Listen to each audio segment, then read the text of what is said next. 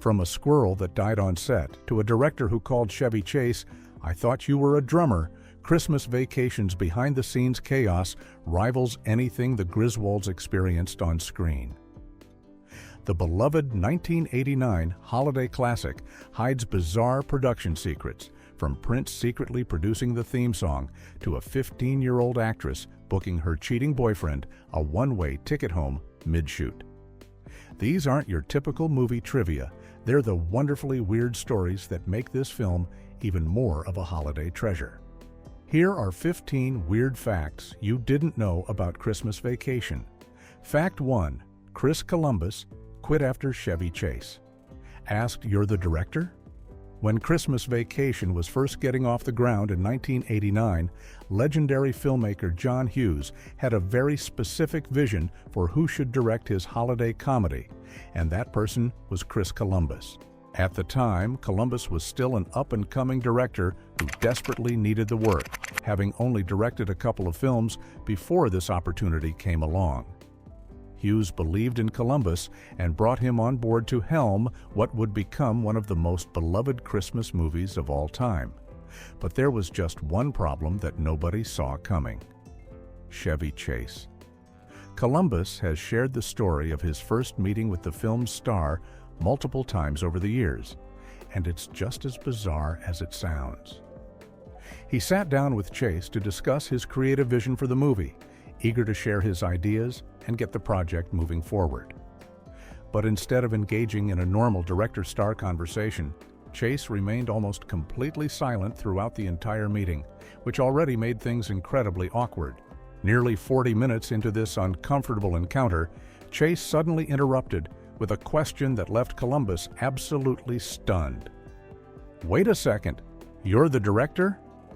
Columbus confirmed that yes, he was indeed the director, only for Chase to follow up with one of the strangest responses imaginable.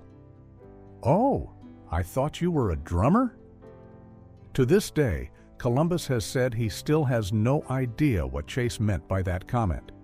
Some people have speculated that Chase might have been referencing a jazz drummer who also happened to be named Chris Columbus, but the director clearly didn't find it amusing at all. He tried his best to steer the conversation back to discussing the actual film, but within half a minute of that drummer comment, Chase abruptly ended the meeting and walked out. Columbus realized right then and there that he simply could not work with Chevy Chase, no matter how much he needed the job. He went to John Hughes and asked to leave the project, worried it might end his career before it really began. But Hughes understood completely and instead offered Columbus a different script he had been working on, and that script turned out to be Home Alone, which became a massive hit just 1 year later and earned over 6 times more money than Christmas Vacation did. Fact 2. The trained squirrel died from a heart attack. Before filming. One of the most memorable scenes in Christmas Vacation happens when the Griswold family's oversized Christmas tree releases an unexpected visitor into their living room, sending the entire family into complete chaos. What audiences don't know is that the chaos behind the scenes was even worse than what made it onto the screen. The production team had hired a professional animal trainer who spent several weeks working with a squirrel, teaching it to perform specific movements and actions for the scene where it jumps out of the tree and terrorizes the family. The trainers worked daily with the animal, getting it comfortable with the lights, the set, and the various actors it would need to interact with during filming. Everything seemed perfectly prepared and ready to go when the big day finally arrived to shoot the sequence. Then disaster struck in the most unexpected way possible. On the actual day they were scheduled to film the squirrel scene, the trained animal died from a heart attack. Director Jeremiah Chechik recalled the moment in an interview, saying, "I said, 'Holy fuck, we're shooting that today.'" The animal trainer's response was surprisingly matter-of-fact, simply turning to Chechik and saying, "You know, they don't live that long." Despite the shocking setback, the production schedule couldn't be changed, and they still needed to get the scene filmed that day. With no time to train another squirrel and an entire crew waiting on set, The team made the decision to bring in a completely untrained wild squirrel and just hope for the best. The result was exactly what you'd expect when you put an untrained, frightened wild animal on a busy film set with dozens of people, bright lights, and camera equipment everywhere. Chachik described the experience as just total chaos, with the squirrel completely unpredictable and nearly impossible to control. The scene that took weeks of careful planning to prepare ended up taking 3 full days to shoot because of the untrained squirrel's erratic behavior. But somehow the final result captured exactly the kind of manic energy the scene needed. Fact 3. Leonardo DiCaprio was rejected for being too thoughtful. Before Leonardo DiCaprio became one of Hollywood's most celebrated actors, he auditioned for the role of Rusty Griswold in Christmas Vacation when he was just a teenager trying to break into the film industry. The casting process for the movie included several young actors vying for the part of Clark and Ellen's son, and DiCaprio was among those who came in to read for the role. Casting director Heidi Levitt, who worked on assembling the film's ensemble cast, later recalled the audition in an interview with the American Film Institute and shared her vivid memories of meeting the future Oscar winner. According to Levitt, DiCaprio made an immediate impression during his audition, and she could tell right away that there was something special about the young actor. She described feeling that he was genuinely talented and that his abilities were apparent even at that early stage in his career. Levitt said she remembered very clearly thinking that this kid was really special and that he immediately captivated everyone in the room with his presence and natural talent. However, despite recognizing DiCaprio's obvious abilities, Levitt ultimately decided he wasn't the right fit for the specific role they were casting. The reason for passing on DiCaprio came down to the comedic tone and energy the filmmakers were looking for in the character of Rusty Griswold. Levitt explained that DiCaprio had a thoughtful quality to his performance that didn't match the goofy, comedic vibe they needed for the Griswold family dynamic. She specifically said he wasn't goofy enough and that he came across as very thoughtful rather than silly or comedically awkward. The role ultimately went to Johnny Galecki, who would later become famous for his roles on the television series Roseanne and The Big Bang Theory. Galecki's drier, more nervous comedic style proved to be exactly what the filmmakers were looking for, and he brought the right blend of awkwardness and humor to the character that fit perfectly with Chevy Chase's over-the-top performance as his father. Fact 4. Diane Ladd was only 8 years older than her son, Chevy Chase. Here's one of the most surprising casting secrets from Christmas Vacation. Diane Ladd, who played Clark Griswold's elderly mother Nora in the film, was only 8 years older than Chevy Chase in real life. When the movie was filmed in 1989, Ladd was 54 years old while Chase was 46, making the age gap between them barely noticeable if they had been standing side by side without costumes and makeup. This unusual casting situation created a significant challenge for the production team, who needed to transform Ladd into a convincing elderly mother for a character who was supposed to be in his 40s. Ladd herself was well aware of the awkward age difference and initially had serious doubts about taking the role.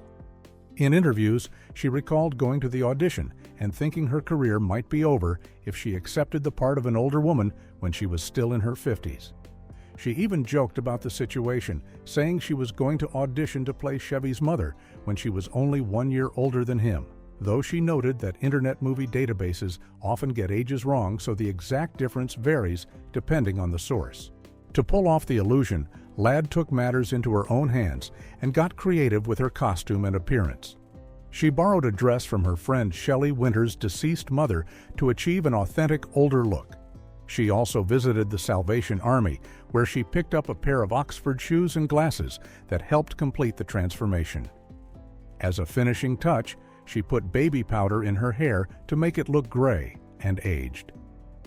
The makeup department then worked to add additional years to her appearance, creating wrinkles and other aging effects that would make her believable as Chase's mother on screen. Despite her initial concerns about being typecast as an older character, Ladd has said that Christmas Vacation turned out to be one of the most financially rewarding roles of her entire career because of the residual checks she receives every year when the film airs during the holiday season. Fact 5. Prince secretly produced the film's theme song. Here's the legendary music artist you'd never expect to have anything to do with a Chevy Chase comedy. When you watch Christmas Vacation, the soulful opening credits song Christmas Vacation, performed by Mavis Staples, might seem like just another holiday tune, but it has a surprising connection to one of the biggest pop stars of the 1980s. The track was actually produced by Prince and released on his personal record label, Paisley Park Records, making it one of the very few Christmas songs the artist ever had anything to do with during his entire career. This collaboration becomes even more interesting when you know that Prince was a practicing Jehovah's Witness, a faith that doesn't celebrate Christmas in the traditional secular way that most Americans do. Throughout his decades-long career, Prince barely touched holiday music at all, with only one other Christmas song to his name, a track called Another Lonely Christmas from 1984. So for him to not only produce, but also shepherd this title track for a major Hollywood Christmas comedy was extremely unusual and out of character for the notoriously private and faith-conscious artist. The song itself was written by the husband and wife songwriting team of Barry Mann and Cynthia Weil, the same duo who penned 1960s classics like You've Lost That Lovin' Feeling and On Broadway. Mavis Staples, who was already a legend as the lead singer of the Staple Singers, had just signed with Prince's Paisley Park label in 1989 and was restarting her solo career after taking about a decade away from the spotlight. Prince went on to write and produce most of her album that year, called Time Waits for No One. But the Christmas Vacation theme song became one of her most recognized tracks simply because millions of people hear it every single year when they watch the movie. What makes this fact even stranger is that despite the song's prominent place in the film, it has never been easy to find outside of the movie itself. No official soundtrack album for Christmas Vacation has ever been released in any format, so the only way most people have heard this Prince-produced gem is by actually watching the Griswolds' holiday chaos unfold on screen. Fact 6. A real earthquake shook the camera. During filming, while the cast and crew were filming the scene where Uncle Lewis and Aunt Bethany arrive at the Griswold house, something completely unexpected happened that had nothing to do with the script. A minor earthquake struck the set during the take, and the camera operators had no choice but to keep rolling because they were right in the middle of capturing the performance. The tremor was significant enough to cause the camera to shake visibly. But rather than stopping production and reshooting the entire sequence, the director decided to keep the footage because the performances from actors William Hickey and Mae Questel were just too good to throw away. What makes this moment particularly interesting is that the earthquake shake actually made it into the final cut of the film that audiences see every holiday season. If you know what to look for and watch the scene carefully, you can spot the camera wobbling slightly during Uncle Lewis and Aunt Bethany's entrance, creating a brief moment of instability in the shot that has nothing to do with any intentional camera movement. For most viewers watching the movie casually, the shake is so subtle that it goes completely unnoticed, blending in with all the other chaos happening on screen as the elderly relatives make their memorable arrival. But once you know about the earthquake, you can't help but look for that telltale wobble every time you watch the scene. This behind-the-scenes moment serves as a reminder of just how unpredictable film production can be, especially when shooting in California, where earthquakes are a regular occurrence. The fact that a genuine geological event became a permanent part of one of the most beloved Christmas movies ever made adds an extra layer of authenticity to the film's already chaotic energy. The production team's decision to use the shaky footage rather than wasting time and money on a reshoot shows the kind of practical thinking that helped keep the movie on schedule and on budget, even when Mother Nature decided to make an unscripted cameo appearance. Fact 7. Chevy Chase actually broke his finger. Punching Santa. One of the most memorable moments in Christmas Vacation happens when Clark Griswold completely loses his temper after the Christmas lights refuse to work, and he takes out all his frustration on the plastic lawn decorations in the front yard. What most viewers don't realize is that Chevy Chase wasn't just acting during that scene. He actually injured himself in the middle of filming, and the production team decided to keep rolling anyway. During the chaotic meltdown sequence, Chase was supposed to punch and kick various plastic decorations scattered across the Griswold lawn, including reindeer, candy canes, and a large Santa Claus figure. When Chase threw his fist at the plastic Santa decoration, he genuinely broke his finger on impact. The prop was apparently much harder and more solid than anyone expected, and the force of the punch caused real damage to Chase's hand. Despite the sudden pain shooting through his finger, Chase made the split-second decision to stay completely in character rather than stop the take and call for medical attention. If you watch the scene carefully, you can actually see the exact moment when Chase's approach changes.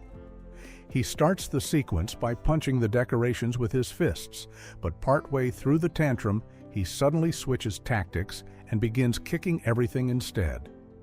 That transition wasn't in the original script or choreography. It was Chase adapting on the fly because his broken finger made it too painful to keep punching things. The director and crew were so impressed with how Chase powered through the injury without breaking character that they decided this take was the one they wanted to use in the final film. The scene became one of the most quotable and beloved moments in the entire movie, with Clark's rage-filled destruction of his own decorations perfectly capturing the holiday stress that so many families can relate to. The fact that Chase was actually in pain during the performance only adds another layer to the already chaotic energy of the moment. Fact 8. Warner Brothers almost cut the cat electrocution scene. One of the most memorable moments in Christmas Vacation is when Aunt Bethany's cat bites into a strand of Christmas lights and suddenly explodes in a burst of sparks and smoke. It's shocking, it's hilarious, and it perfectly captures the chaotic energy of the entire film. But this scene almost never made it into the movie at all, and the fight to keep it in reveals just how nervous Hollywood executives can get about pushing boundaries in comedy. When the script made its way to Warner Brothers studio executives, they immediately flagged the exploding cat scene as a major problem. The executives were genuinely worried that audiences would see it as animal cruelty and that the film could face serious backlash or even protests from animal rights groups. They lobbied hard to have director Jeremiah Chechik cut the scene entirely, arguing that it was too dark and too risky for a family Christmas comedy. The studio's concerns weren't completely unfounded, since showing any kind of harm to animals on screen, even in a clearly fake and comedic context, has always been a sensitive subject with audiences. But John Hughes, the legendary writer and producer behind the film, stood firm in defending the scene. Hughes argued that the moment was pure slapstick comedy in the classic tradition, no different from a cartoon character getting flattened by an anvil or a pie in the face. He insisted that the visual was so over-the-top and absurd that audiences would immediately recognize it as harmless movie magic rather than anything resembling real violence. The production made sure to use a specialized puppet for the effect, and the American Humane Association was present on set to verify that no actual cats were harmed during filming. Hughes turned out to be absolutely right about how audiences would respond. When the film was shown to test audiences before its release, viewers were asked to rank their favorite moments from the movie. The exploding cat scene came out on top as the single most popular moment in the entire film, getting huge laughs from people who hadn't seen it before. The studio executives who wanted it cut were proven completely wrong, and the scene went on to become one of the most iconic and frequently quoted moments in Christmas Vacation history. Fact 9. Juliette Lewis caught her boyfriend cheating and booted him mid-shoot. when 15-year-old Juliette Lewis headed to Colorado to film Christmas Vacation in early 1989. She brought her boyfriend along for what should have been an exciting experience, watching his girlfriend star in a major Hollywood movie. Instead, the trip turned into a relationship-ending disaster that Lewis handled with remarkable maturity for someone so young. During their stay at the hotel in Colorado, Lewis walked in on her boyfriend having a phone conversation with another girl, and what she overheard made it clear he was being unfaithful. Rather than confronting him immediately about what she had heard, Lewis played it cool and simply asked him who he was talking to. When he lied to her face, she knew exactly what she needed to do. Lewis didn't waste any time or let the situation drag out and distract her from the important work she was doing on set. She told him matter-of-factly that he would be leaving the next morning, then took it upon herself to book his flight back home that same day. The next morning, her cheating boyfriend was on a plane heading home, and Lewis went straight to the set to continue filming her scenes as Audrey Griswold. She later shared this story during a Rolling Stone oral history of the film, explaining how she handled the whole situation with a level of decisiveness that seems impressive for anyone, let alone a teenager on one of her first major film shoots. What makes this story even more remarkable is that Lewis didn't let the personal drama affect her performance or her professionalism on set. She compartmentalized the heartbreak and betrayal, focusing instead on delivering the performance that would help launch her career. The role of Audrey Griswold became one of her early breakthrough parts, and Lewis went on to earn an Oscar nomination just 2 years later for her role in Cape Fear when she was only 17 years old. Fact 10. The film never shows Christmas Day. Here's one of the strangest things about National Lampoon's Christmas Vacation. Despite being one of the most beloved Christmas movies of all time, the film never actually shows Christmas Day. The entire story takes place in the weeks leading up to the holiday and wraps up on Christmas Eve, meaning we never get to see the Griswolds wake up on Christmas morning, open presents, or enjoy any part of December 25th itself. This is particularly unusual when you consider how much of the movie is built around Clark's obsession with creating the perfect family Christmas. He spends the entire film preparing for this one special day, hanging 25,000 lights on his house, picking out the biggest tree he can find, and desperately trying to keep everything together despite his relatives driving him absolutely crazy. The whole point of his efforts is to make Christmas Day magical for his family, but we never actually get to witness the payoff of all that chaos and preparation. The film's timeline is very specific about this. It follows the Griswolds through mid-December as they prepare for the holidays, deal with the arrival of their parents, suffer through Cousin Eddie's unexpected visit, and endure one disaster after another. The climax happens on Christmas Eve when Clark has his epic meltdown over not receiving his Christmas bonus, Eddie kidnaps his boss, and the SWAT team raids their house. After everything gets resolved and the family gathers around the burned-out Christmas tree to sing carols, the movie simply ends. The credits roll before midnight even strikes. This creative choice actually makes the film unique among Christmas classics. Most holiday movies either take place entirely on Christmas Day or at least show the morning as a resolution to the story. But Christmas Vacation is really about the journey rather than the destination. It's about the stress, chaos, and family dysfunction that happens while trying to achieve that perfect holiday, not the perfect holiday itself. By ending on Christmas Eve, the film captures the truth that sometimes the anticipation and preparation are more memorable than the actual day. Fact 11. Co-stars wore cue cards around their necks for Clark's rant. One of the most memorable scenes in Christmas Vacation happens when Clark Griswold finally snaps after discovering his Christmas bonus is actually just a one-year membership to the Jelly of the Month Club. What follows is an epic, profanity-filled tirade where Clark unleashes his rage about his boss in what has become one of the most quotable moments in the entire film.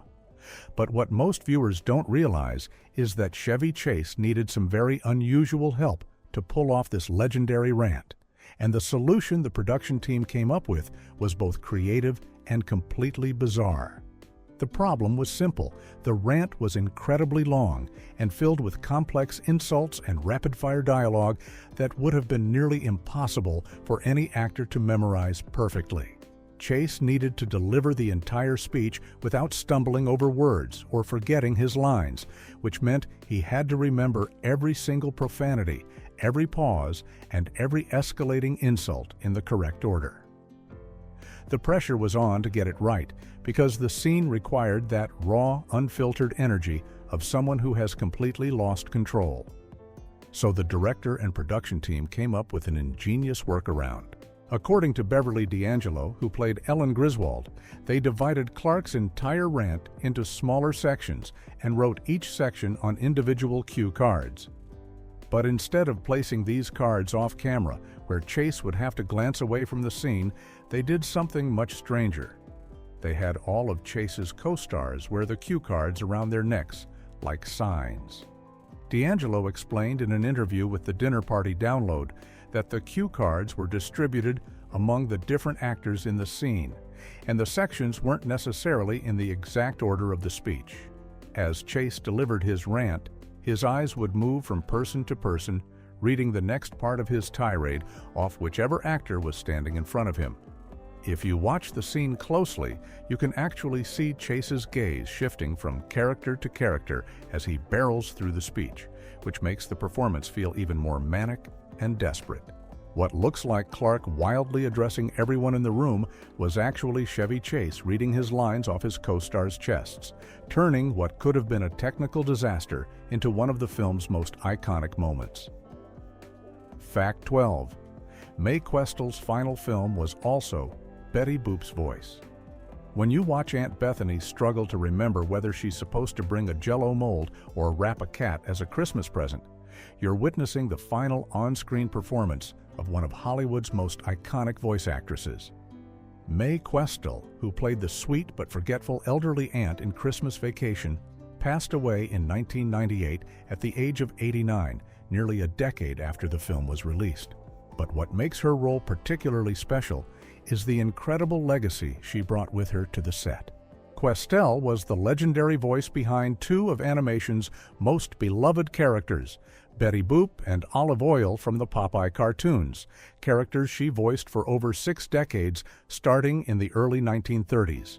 Questel began her career during the golden age of animation when she was just 17 years old, winning a talent contest that led to her becoming the official voice of Betty Boop in 1931. Her high-pitched, distinctive boop-boop-a-doop style became one of the most recognizable voices in cartoon history. She also voiced Olive Oyl, Popeye's lanky girlfriend, bringing a completely different but equally memorable character to life. Throughout her career, Questel worked continuously in voice acting, returning to voice Betty Boop in various projects well into the 1980s, making her one of the longest-serving voice actresses for a single character in animation history. By the time she appeared in Christmas Vacation at age 81, Questel had largely retired from regular voice work, but took on occasional live-action roles. Her performance as Aunt Bethany, though relatively small, became one of the film's most quotable and beloved parts, from her reciting the Pledge of Allegiance, instead of saying grace to asking if her house is on fire when the Christmas lights finally turn on. The filmmakers had no way of knowing that this would be her last appearance on film, making her final performance a perfect bookend to a career that brought joy to generations through both her voice and her presence on screen. Fact 13. A deleted turkey scene haunts viewers' memories. Here's one of the strangest mysteries surrounding Christmas Vacation. Countless fans swear they remember watching a deleted scene that explains why the turkey explodes into a cloud of dust at dinner. But this footage has never appeared on any official home video release, DVD, or streaming version of the film. The scene supposedly showed Catherine and Eddie in the Griswold kitchen earlier in the day, preparing the turkey as a way to thank Clark and his family for their hospitality. According to multiple viewer accounts, Catherine expressed concern that they were putting the bird in the oven way too early, but Eddie insisted on cooking it at an extremely low temperature for an incredibly long time, believing this would make it perfect. The couple had apparently never cooked a turkey before and thought their method was foolproof. This would explain why Catherine looks so devastated when the turkey literally disintegrates under Clark's carving knife at dinner, releasing a puff of smoke. She knew she had ruined the meal. The mystery deepens because so many people remember this scene with vivid detail, even describing specific dialogue and the concerned look on Catherine's face. Some viewers believe they saw it on early VHS or Laserdisc versions of the film from the late 1980s or early 1990s. The scene does appear in John Hughes's original screenplay, where Eddie even admits to using store-bought stuffing he found in the RV the night before. However, despite extensive searches by fans and collectors, no one has ever produced actual footage of this turkey preparation scene. It's become one of those Mandela effect moments in movie history, where a collective memory exists of something that either never made it to any release or has been lost to time. The scene would have added a layer of sympathy to Catherine's emotional reaction at dinner, but for now it remains a ghost scene that lives only in viewers' memories. Fact 14. Johnny Galecki talked himself out of a scene with Chevy Chase. Sometimes the biggest regrets in Hollywood come from the choices actors make when they're too young to know better. And Johnny Galecki learned this lesson the hard way during the production of Christmas Vacation. The young actor, who was only 13 years old at the time, was given an opportunity that most child actors would jump at without hesitation. But he turned it down for what seemed like logical reasoning at the moment. John Hughes's original script included a heartfelt scene between Rusty and Clark Griswold that had been cut from the shooting schedule early in production, presumably to keep the film's runtime manageable or to maintain its comedic pace. However, during filming, Chevy Chase expressed genuine interest in shooting the scene anyway, even though it had already been removed from the official schedule. The scene would have given Rusty and his father a rare moment of emotional connection in a film that's otherwise packed with chaos and comedy. When the production team approached Galecki to ask if he wanted to film the scene with Chase, the young actor made a decision based on what he thought was sound logic. He told them that since somebody had already decided the scene was worth cutting once, it would probably just get cut again, even if they shot it, so there wasn't much point in going through the effort. The team accepted his reasoning, and the scene was never filmed. Years later, after Galecki had become a seasoned actor with major roles on Roseanne and The Big Bang Theory, he looked back on that decision with deep regret. In a Rolling Stone oral history of the film, Galecki admitted that he literally talked himself out of what could have been a classic scene with Chevy Chase. He confessed that now, as what he called a jaded Hollywood professional, he realizes the error of his ways and still kicks himself for it every single day. The scene remains one of the film's great what-ifs, a lost moment that even the actor himself wishes he could go back and change. Fact 15. The 25,000 lights would have instantly tripped Clark's breaker. One of the most iconic moments in Christmas Vacation is when Clark finally gets his 25,000 imported Italian twinkle lights to work, creating a display so bright it can be seen from space and causes a citywide power surge. It's a hilarious scene that perfectly captures Clark's over-the-top holiday spirit, but there's just one problem. In real life, his entire electrical system would have shut down the instant he plugged everything in. The movie treats this as a triumphant moment, but actual electricians who have analyzed the scene say it's physically impossible with a standard residential setup from the 1980s. Here's why this matters. Clark specifically mentions in the film that he's using 250 strands of lights with 100 individual bulbs per strand, which gives us that grand total of 25,000 lights. The production team actually did use thousands of real lights on set, though many were enhanced with special effects to create the final blinding glow we see on screen. But if we're talking about the old-fashioned C9 style incandescent bulbs that were standard in the late 80s, Each one of those bulbs draws about 7 watts of power. When you multiply that out across all 25,000 lights, you're looking at 175,000 watts of continuous electrical draw, which translates to 175 kilowatts. To put that in perspective, a typical suburban home in the 80s had either a 60 amp or 100 amp electrical service panel, and even the upgraded panels couldn't come close to handling that kind of power load. The main circuit breaker would have detected the massive overload and tripped instantly to prevent the wiring from overheating and potentially causing a fire. Clark wouldn't have gotten to enjoy even a single second of his spectacular light show. The movie shows the power company having to activate auxiliary nuclear power to handle the surge, which is a funny exaggeration. But the real issue is that Clark's house would have gone completely dark before anyone at the power company even noticed anything unusual.